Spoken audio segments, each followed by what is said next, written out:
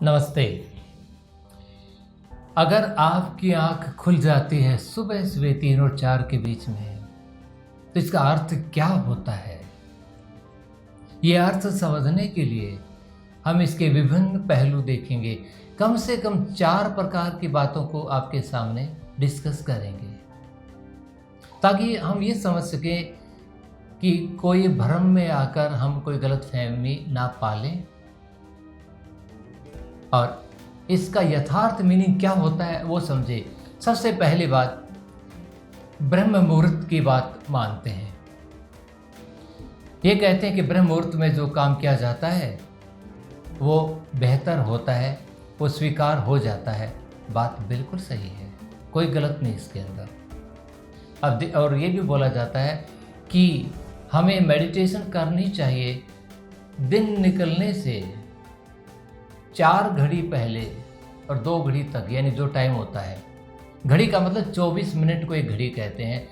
2 घड़ी पहले का मतलब हो गया 48 मिनट्स, 48 मिनट, और 4 घड़ी का मतलब हो गया 96 मिनट्स। तो 96 मिनट पहले सूरज निकलने से, यानी तकरीबन 1.5 घंटे से थोड़ा ज़्यादा, और 48 मिनट पहले, यानी उसके बीच में अगर मेडिटेशन करें तो बेहतर होता है, ऐसा बोला जाता है। क्यों? क्योंकि इस काल को ब्रह्म मुहूर्त काल मानते हैं। उस वक्त थोड़ी शांति होती है, लोग कम उठे होते हैं, और इसलिए उसको ये कहा गया है कि वो मेडिटेशन के लिए एक अच्छा होता है, या कोई प्लानिंग करने के लिए, दिन के लिए, योग करने के लिए वो बेहतर स्थिति मानी जाती है। इसमें ब्रेन वेव्स का भी इन्वॉल्वमेंट होता है। एक तो ब्रह्म मुहूर्त वाला कॉन्सेप्ट है सवेरे उठने का, यानी कि ब्रह्म मुहूर्त में करना है जो भी करना है मेडिटेशन संबंधी।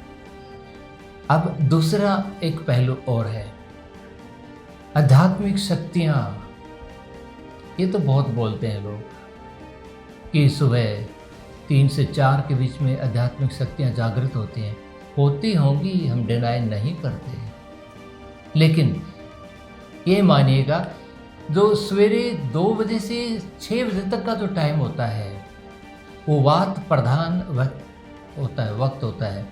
उसमें वात प्रधान रहता है, और जो वात प्रधान रहता है तो उसमें वायु और आकाश, इन 2 तत्वों का महत्व ज़्यादा बढ़ जाता है।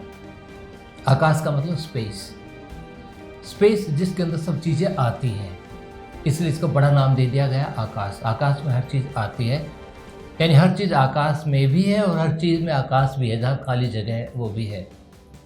और वात यानी कि वायु, और उसी में मानते हैं कि जब आकाश में सब चीज़ें आ गई तो इसके अंदर दैविक ऊर्जा या आध्यात्मिक ऊर्जा या कोई ऐसी शक्ति भी इन्वॉल्व हो सकती है, हो सकता है हो।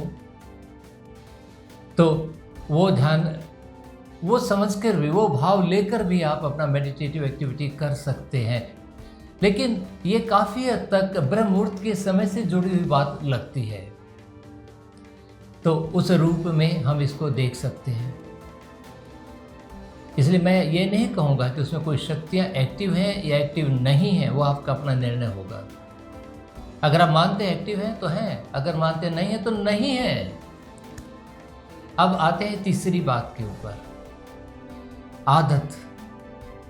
कई लोगों को स्वभाव से ही जल्दी सोने की और जल्दी उठने की आदत होती है, और नींद एक ऐसी है कि वो हर इंसान की अलग अलग होती है। अधिकतर लोगों का माना जाता है 6 से 8 घंटे की नींद होती है। आप देखें, कुछ लोग 6 घंटे सोते हैं, कुछ 7, कुछ 8, कुछ 9 घंटे भी सोते हैं, कुछ लोग 5 घंटे उससे कम भी सोते हैं, क्योंकि एक आदत होती है, शरीर का अडेप्टेशन होता है। शरीर जिसको अडेप्ट कर लेता है उस रूप में मानता है। अगर कोई स्वभाव से जल्दी सो रहा है, नींद पूरी होने पर अगर वो उठ रहा है,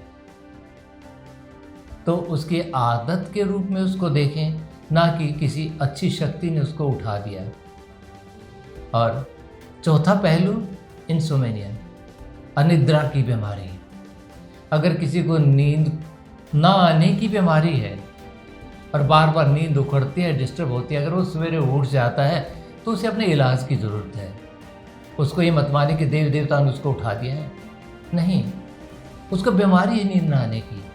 तो ये जो 4 पहलू हैं, चार पहलू चारों के चारों लागू होते हैं सुबह के वक्त पर।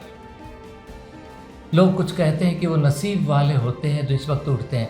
भाई सिंपल बात है, जो जल्दी उठेगा, जल्दी प्लानिंग करेगा, जल्दी काम शुरू करेगा, उसके बाद ज़्यादा टेन्योर होता है और दिन लंबा हो जाता है उसका कार्य करने के लिए, ज़्यादा काम कर सकता है वो। और सुबह मौसम थोड़ा शांत होता है तो चित्त अपना लगा सकता है, मेडिटेशन करके अपने माइंड को फोकस कर सकता है, आध्यात्मिक शक्ति तो उसे बढ़ेगी ही बढ़ेगी।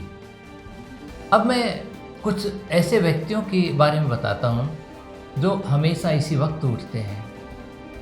आप देखिएगा, आपकी गली के अंदर जो दूध देने वाला होता है वो हमेशा इस टाइम उठता है।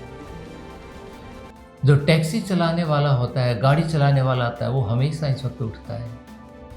जो सब्जी लाने वाला होता है, सब्जी पहुंचाने वाला होता है, वो हमेशा इस वक्त उठता है। जो दूर ड्यूटी पे जाने वाला होता है वो हमेशा इस वक्त उठता है। ये उनकी काम की आवश्यकता है। तो हर चीज़ को दैविक प्रभाव से जोड़कर ना देखें, लेकिन जो ये सुबह का वक्त होता है ये वाकई में आध्यात्मिक कार्यों के लिए उत्तम होता है। ये मानकर सुबह उठें और सुबह उठकर बैठे नहीं, कुछ एक्सरसाइज करें, योग करें, मेडिटेशन करें, यानी अपने बॉडी के सिस्टम को एक्टिवेट करें और सुबह जो करना है उस काम के लिए तैयारी करें। ना कि आप ये मान के चलें कि भगवान इस वक्त आप पर बारिश कर रहा है ब्लेसिंग्स की, क्योंकि काम करने से ही होता है, वो तो करना पड़ेगा। तो आज की वीडियो में इतना ही। धन्यवाद। नमस्ते।